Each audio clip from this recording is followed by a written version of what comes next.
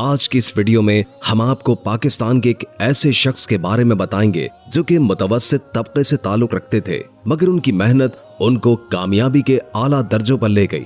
Video بہت ہی دلچسپ ہونے والی ہے، لہٰذا اس کو اسکپ بالکل بھی مت کیجیے گا۔ کیمبرج یونیورسٹی کے سب سے کم عمر سائنسدان ڈاکٹر عبدالصمد بلوچ کی داستان، جن کو کراچی کے ایک اسکول پرنسپل نے کہا تھا، بہتر یہ ہے کہ تم گاؤں جاؤ اور اپنے والد صاحب کے ساتھ زمینوں پر مدد کرو۔ پاکستان کے صوبہ بلوچستان کے پسماندہ ضلع کیچ کے دور دراز گاؤں بلیدہ کے رہائشیوں نے کبھی سوچا بھی نہیں ہوگا کہ ان کے علاقے کے ایک متوسط طبقے کے زمیندار کا بیٹا خلائی ٹیکنالوجی پر کام کرنے والا سائنسدان اور برطانیہ کی کیمبرج یونیورسٹی میں اپنے ڈپارٹمنٹ کا سب سے کم عمر سینئر ریسرچ سائنسدان اور فیلو ہونے کا اعزاز حاصل کرنے والا ہے۔ ڈاکٹر عبدالصمد اپنی کہانی بیان کرتے ہوئے بتاتے ہیں کہ میرا تعلق ایک ایسے علاقے سے ہے جہاں تعلیم کا کوئی زیادہ رواج نہیں تھا، بلکہ پورے علاقے میں گنتی کے ہی چند لوگ ہوں گے جو کہ خط وغیرہ پڑھ سکتے ہوں گے۔ میرے والد اور والدہ نے کبھی اسکول کا منہ تک نہیں دیکھا تھا، مگر بچپن ہی سے ان کی ایک خواہش تھی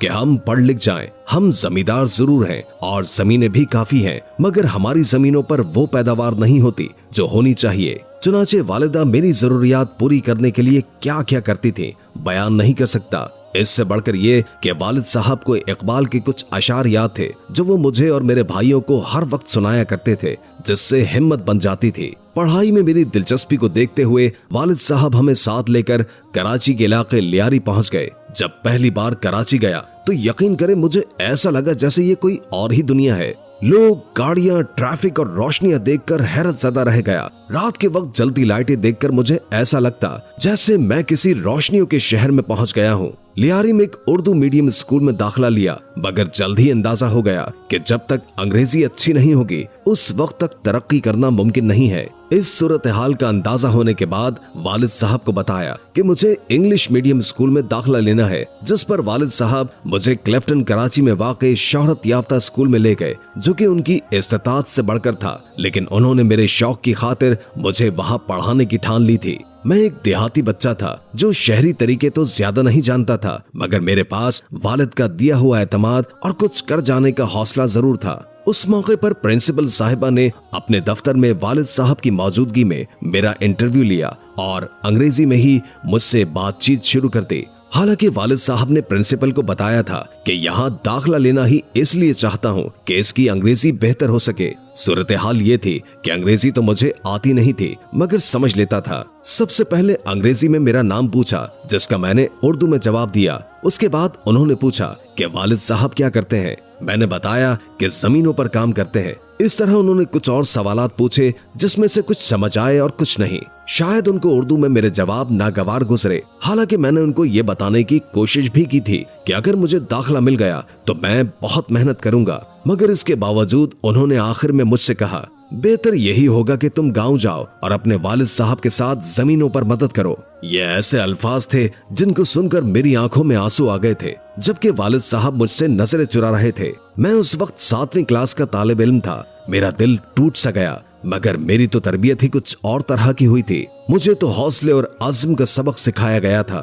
یہ بات تو ذہن نشین ہو گئی تھی کہ انگریزی سیکھنا لازم ہے۔ لیاری میں ہی ایک انگلش میڈیم اسکول کے بینرز اور پوسٹرز لگے ہوئے تھے۔ میں نے والد صاحب سے کہا کہ مجھے اس اسکول میں داخلہ کروا دیں۔ انگریزی سیکھنے کے لیے میں نے خود ہی کوشش کر دی۔ کبھی انگریزی اخبار مل جاتا تو وہ پڑھتا، کبھی گرامر کی کوئی کتاب پڑھ لیتا، ساتھ میں اسکول کے اساتذہ سے جو مدد مل جاتی اس سے پڑھائی بھی کر لیتا تھا۔ گویا کہ یہ ایک چھوٹا سا اسکول تھا، لیکن کچھ اساتذہ انتہائی محنت کے ساتھ پڑھایا کرتے تھے۔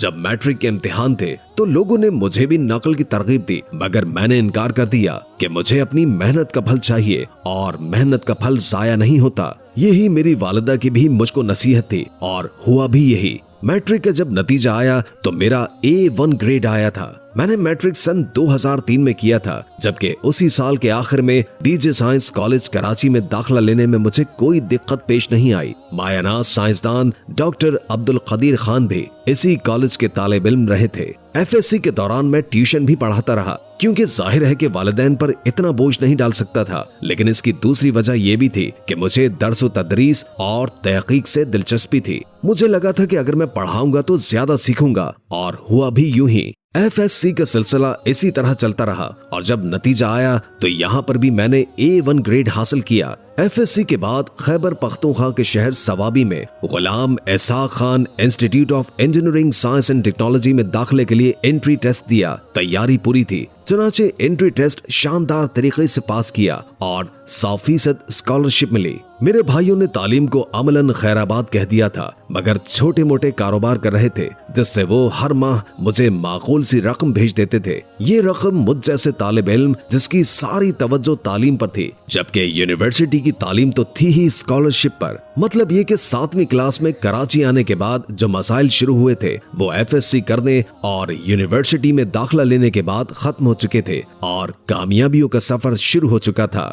अगर आज मैं तहकीक से वाबस्ता हूँ तो दर हकीकत ये मुझे गुलाम इसहाक खान इंस्टीट्यूट में प्रोफेसर फजल अहमद खालिद सितारा इम्तियाज की तरगीब और हौसला अफजाई थी कि मैंने यूनिवर्सिटी में ही फैसला कर लिया था कि मुझे तहकीक से वाबस्ता होना है। यूनिवर्सिटी से मैं 2009 में फारिग हुआ और उसी साल Engro polymer and chemical Karachi में मुलाजमत शुरू कर दी। 1 साल तक मुलाजमत करता रहा। उस दौरान तहकीक और आला तालीम की मुख्तलिफ स्कॉलरशिप्स प्रोग्राम्स और इदारों से राब्ता करता रहा, जिसके बाद मुझे Japan, Korea, Canada, Germany, America और अबू धाबी से स्कॉलरशिप की ऑफर हुई। एमफिल और रिसर्च करने के बाद सबसे बेहतरीन ऑफर खलीफा यूनिवर्सिटी अबू धाबी से मिली, क्योंकि इसके साथ अमेरिका की MIT यूनिवर्सिटी का भी ताउन था। दूसरी बात ये कि रिसर्च के दौरान उनका एजाजिया एक अच्छी तनख्वाह जितना था, जिसकी वजह से मैंने उसको कबूल कर लिया था। उसके बाद स्कॉलरशिप पर ही यूनिवर्सिटी ऑफ टोक्यो समेत बहुत से आलमी इदारों में रिसर्च की और PhD मुकम्मल की।